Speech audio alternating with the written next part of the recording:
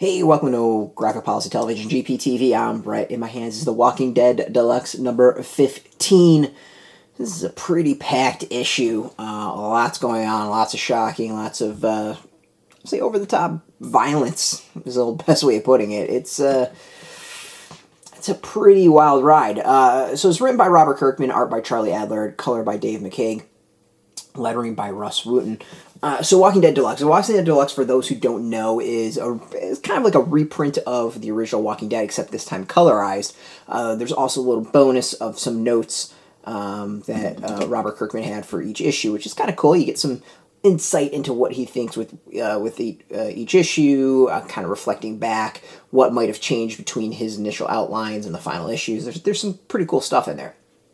So this issue is a really big one. The previous issue ended with Tyrese's daughter and her boyfriend committing murder-suicide, or at least attempting to. It was supposed to be murder-suicide or just double suicide or whatever. That didn't go right, so Tyrese, of course, flips his lid and takes justice into his own hands with Rick witnessing. It's a pretty big issue as far as that. We get Tyrese. We get a little sense of justice in the Walking Dead world. It's also an issue that confirms that you don't have to be bitten to be turned into a walker, a zombie. That's a pretty big thing because that leads Rick onto a big journey and kind of closure of something from the first arc.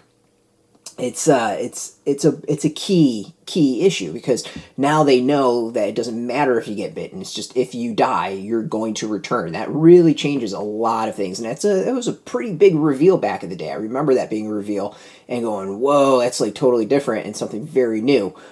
So it's cool. It's really really cool. I loved that fact about the series. The other is how the issue ends. I'm not going to spoil it. But it's kind of slowly coming back to me as to what the craziness of this arc was. Like, I vaguely remember it, but I don't remember all the specifics. And this really starts getting things rolling. This was a series that had no problem building, putting together a body count. Anyone could go at any time. I mean, this issue had depending on how you kind of count it. I'm going to count 4 deaths, but at least 3 deaths. So yeah, this is well, actually maybe 4 or 5 depending on what you want to count. So this is a pretty big one. There's some emotional shock of Tyrese having to deal with the death of his daughter. We've got the reveal. We've got the shocking murders at the end. This is a hell of an issue that really gets things going. And the thing that's been interesting about the series is going back and rereading it based off of today's setting.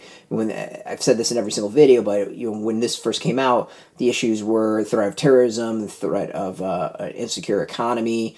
Now it's all about COVID. So how does a series about spreading disease and having to rebuild society play in that age? And the interesting is the first arc, Kirkman really nailed down a lot of stuff and got it right. And this issue, I think the reveal of anyone can have it is still pretty relevant with the COVID age. I mean, there are so many people that have it or had it and don't know, spreading it due to that. I mean, it's a pretty key thing today. I've got my shots, but I'm still being very very cautious because of the mutations, and I've got a young daughter that can't get a shot yet. So I'm still in the everyone has it phase. I always joked from the beginning we could have all take a lesson from The Walking Dead and just assume everyone has it, and then it would make us a lot more cautious. Everyone has it but me, and that would make everyone way more cautious. So in that way, it's really interesting. The other big thing to me with this issue is that the colorization of the comic has been really interesting in that it's good. It's totally fine. Sometimes it's made some things a little bit cartoony. It's kind of highlighted Charlie Adler's art, which towards the beginning at times was a little bit on the cartoonish end. Carl was the big one. It didn't quite look right, and I think over the years he really kind of got his groove going, and the art from the beginning and what he wound up with, I think, are 2 very different looks, and it's not a bad thing. I'm not knocking it at all. It's you're seeing someone evolve over the years is actually really cool. So my big question would be is how would this issue look, or how the series would look with the blood? Like, would the blood come off as cartoonish? And it doesn't. I think it works really, really well. And I think the coloring here kind of gets the groove. It really hits the groove. It's something where I worried about it a little bit due to some previous issues, but I think here it really nails the mood of the issue and the tone and everything. And that last scene, which could easily have been over the top and really goofy, isn't. Like, there's a lot of blood and there's some guts and grossness, and it works really, really well with the color. It doesn't come off as I don't want to say comedic, but like distracting, I think would be a good way of putting it. So I'm not too worried about it anymore. So this is a good thing. I say it with everything. We get the bonus of the notes. This series has been fantastic to go and revisit. I'm loving being able to revisit issue by issue. We get the bonus stuff, the reflection kind of years past, which I think is really cool. This is a great way to either be introduced to the series for those who have never read it before, or for longtime fans to go back and reread it issue by issue. You get the little extras, which is cool. So overall, very, very happy. I mean, there's some really cool reveals with Kirkman's notes, specifically about Michonne and when she was supposed to debut, and what kind of got the delays and stuff like that. So very, very, very cool stuff in here for big fans of the series. Overall, super, super happy. Loving this series. I think it's so much fun to go back and reread and dive into a little nostalgia.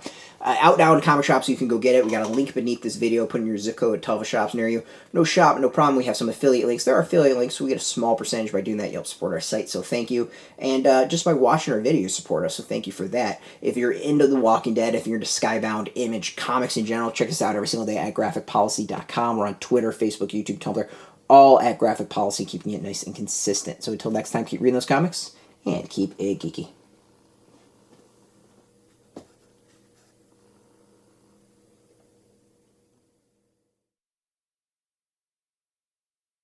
Hey, thanks for watching the previous video from Graphic Policy Television. Just by watching, you help support our site. Thank you so much. Now, if you're watching these videos, you probably care about geeky things like movies, television, comic books, toys, games, video games, you name it. You can go and subscribe right now to our YouTube channel to stay in touch and catch all the new videos, or check out our website at graphicpolicy.com. There's a nice link on this end of the video. But as always, thank you for watching. Keep on rocking and keep it geeky.